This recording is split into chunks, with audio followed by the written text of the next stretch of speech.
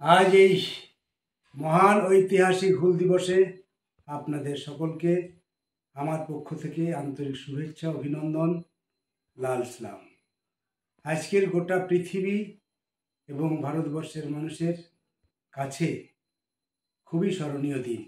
বিশেষ করে শ্রমজীবী মানুষ, খেটে খাওয়া গরিব, মেহনত করা মানুষের কাছে আজকের দিনটি খুবই স্মরণে রাখার মতন।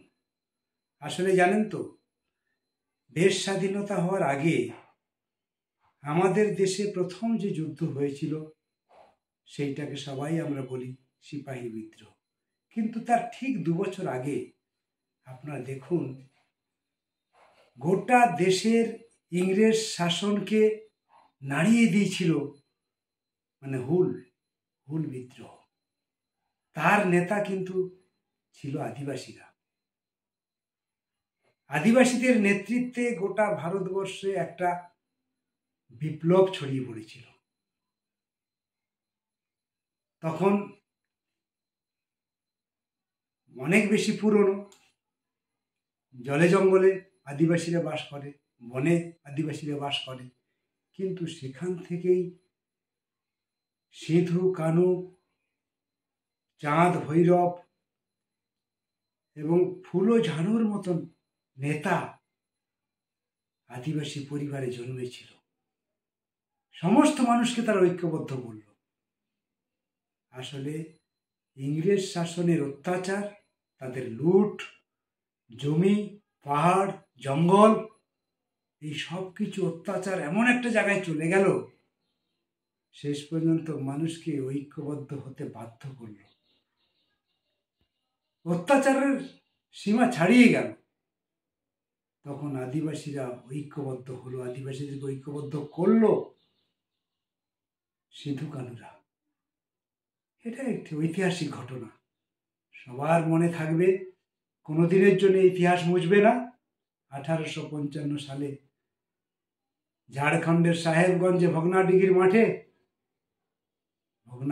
মাঠে হাজার হাজার মানুষ একটা জায়গায় জড়ো হলো সিধু কানুর নেতৃত্বে। 30,000-এর বেশি মানুষ কলকাতার অভিমুখে রওনা দিল তাদের দাবি দেওয়ার ভিত্তিতে। এটাই সম্ভবত পৃথিবীর সবচেয়ে শ্রমিক খেটে খাওয়া মানুষের বিরাট বড় পদযাত্রা বলেন, মিছিল বলেন। এখান থেকেই শুরু হলো গোটা ভারতবর্ষের যারা বিপ্লবী সত্তা নিয়ে জন্মেছিল, যারা দেশটাকে স্বাধীন করার জন্য লড়াই আন্দোলন করেছে, সেই যোদ্ধাদের, সেই বিপ্লবীদের এই হুল বিদ্রোহ তাদেরকে উৎসাহিত করেছিল। আদিবাসীদের এই আন্দোলন উৎসাহিত করেছিল। আজকের দেশটা স্বাধীন হয়েছে। একেবারে আধুনিক যুগে বাস করছি, কিন্তু আজকেরও সেই হুল আন্দোলন, হুল বিদ্রোহ মানুষের কাছে এখন জীবন্ত হয়ে আছে। ওই দিন আদিবাসীরা নেতৃত্ব দিয়েছিল ঠিকই, কিন্তু ওই আন্দোলনে কেবলমাত্র আদিবাসীরা ছিল না, খেটে খাওয়া গরিব, কৃষক, মেথর, মুচি, বাগদি, ডোম সকলেই কিন্তু খেটে খাওয়া মানুষ ওই আন্দোলনে যুক্ত হয়েছিল। সেই আন্দোলন আজও মানুষের জীবনকে উৎসাহিত করে। সেজন্যই আজকের আমাদের কাছে অত্যন্ত গর্বের বিষয়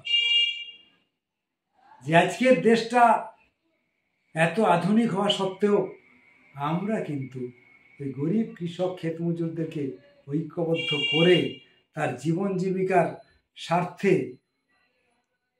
যারা আমাদের দেশটাকে লুট করে খাচ্ছে তাদের বিরুদ্ধে আমরা কিন্তু এই আন্দোলন গড়ে তুলতে পারছি না।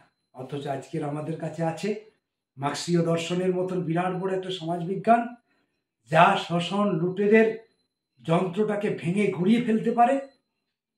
এত বড় শক্তি থাকা সত্ত্বেও, এত বড় আদর্শ থাকা সত্ত্বেও আমরা কিন্তু বারে বারে ব্যর্থ হচ্ছি, এগিয়ে যেতে পারছি না।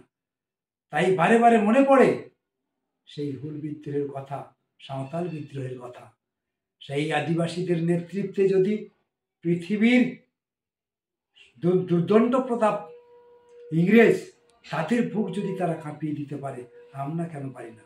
তখন তো আর এইরকম মার্ক্সীয় দর্শন ছিল না, মার্ক্সবাদ ছিল না, এত বড় শক্তি তাদের হাতে ছিল না। অথচ তারা তাদের জীবন যন্ত্রণার কে সামনে রেখে বাঁচার জন্য তারা ইংরেজদের বিরুদ্ধে যে আন্দোলন করলো, সেই আন্দোলনে ইতিহাস রচিত হলো এবং খেটে খাওয়া গরিব মানুষকে আজও পর্যন্ত ওই আন্দোলন পথ দেখায়। আসুন আমরা সেই হুল বিদ্রোহের কথা স্মরণ করি, সেই নেতাদের কথা স্মরণ করি, যে নেতারা সর্বস্ব হারিয়ে জীবন বাজি রেখে মানুষের মুক্তির জন্যে ইংরেজের বিরুদ্ধে খেটে খাওয়া মানুষকে ঐক্যবদ্ধ করার শুধু স্বপ্ন দেখেনি, তারা বাস্তবে রূপ দিয়েছিল। আজকের আমরা আসুন আজকের এই মহান দিনে সকলে আমরা ঐক্যবদ্ধ হই। শুধু আদিবাসী নয়, খেটে খাওয়া গরিব, কৃষক, ক্ষেতমজুর সকলকেই ঐক্যবদ্ধ হতে হবে। মার্ক্সীয় দর্শনের মতাদর্শকে, মার্ক্সীয় দর্শনকে তুলে ধরতে হবে। আমাদের এত বড় শক্তি আছে, হাতিয়ার আছে, এই হাতিয়ারকে যদি আমরা ব্যবহার করতে পারি, গরিব মানুষের মুক্তি আগামী দিন অবশ্যম্ভাবী হবে এবং আমাদের স্মরণে থাকবে সাঁওতাল বিদ্রোহ, হুল উৎসব।